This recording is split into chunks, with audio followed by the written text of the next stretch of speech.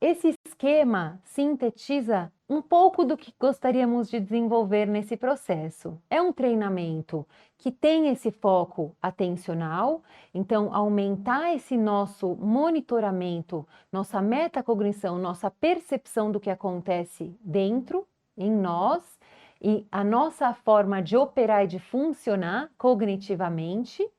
Mas isso vai se dando, esse discernimento, ele vai acontecendo a partir da consciência corporal, que vai nos ajudando a autorregular o nosso funcionamento e a partir daí oferecer uma mudança de comportamento. E no cantinho da esquerda está em azul essa qualidade do estar alerta, porque é essa qualidade que vai me permitir passar por esse processo de uma forma mais gentil e suave e acolhedora comigo, que é o que a gente fala, esse desenvolvimento da sabedoria e da compaixão. E como que isso acontece quando a gente trabalha com criança? É muito importante a gente lembrar que as crianças naturalmente já têm esse estado e essa atitude de curiosidade, de abertura, mas com o passar do tempo, a gente vai cada vez mais sendo ocupado por tarefas, muitas vezes por preocupações, experiências que fazem que a gente se afaste dessa nossa vivência.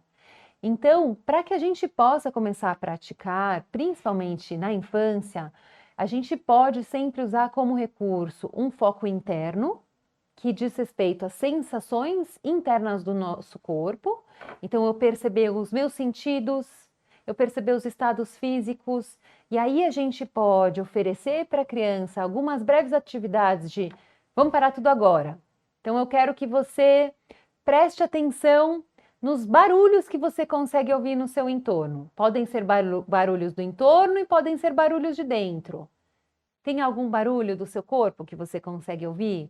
Algum estômago fazendo, você, como né, os sinais de fome, ou alguma pulsação? A gente pode usar a mão também para ajudar a criança a perceber as sensações e tornar isso mais concreto.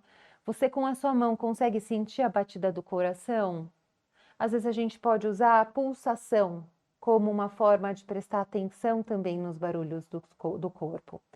Ou a gente pode usar o foco fora, né? Claro que eu estou trazendo agora a referência dos 5 sentidos, mas eu também posso usar muito o olhar.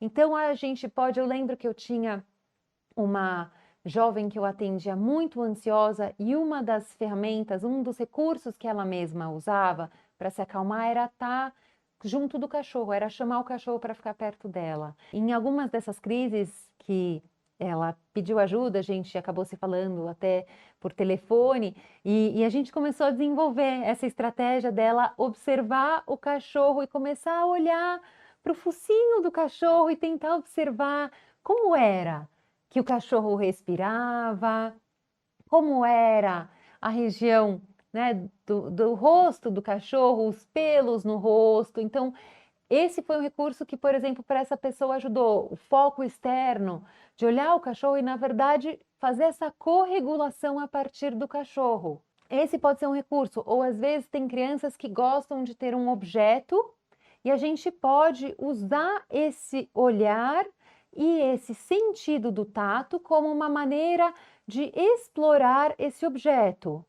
Então vamos sentir como é esse objeto, quando eu toco ele, como é esse material, essa textura, qual que é a temperatura, é áspero, é liso. A gente pode se valer do que tiver ao nosso alcance naquele momento. Ou posso pegar algum bichinho de estimação, que para a criança já traz um afeto, um aconchego e que já ajuda ela também a se autorregular.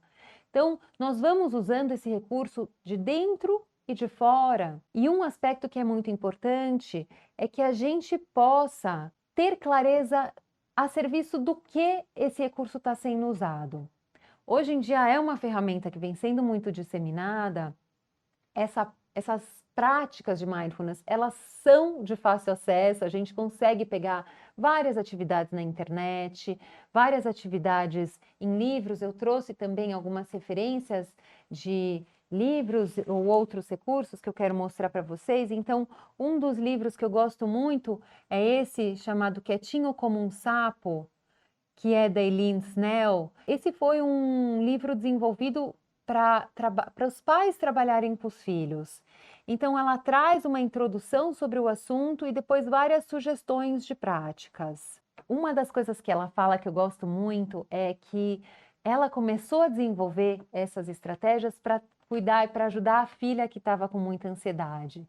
Então, ela falava que o exercício que ela fazia era de ajudar a filha a sair dos pensamentos, e eu brinco do cabeção, e a observar como está a movimentação na barriga. Porque se a gente presta atenção na barriga, a gente não consegue ficar tão atento aos pensamentos da cabeça. Então, como que a gente vai redirecionando esse foco que ajuda a gente a restabelecer esse equilíbrio, a autorregular esse comportamento e a diminuir sinais de ansiedade?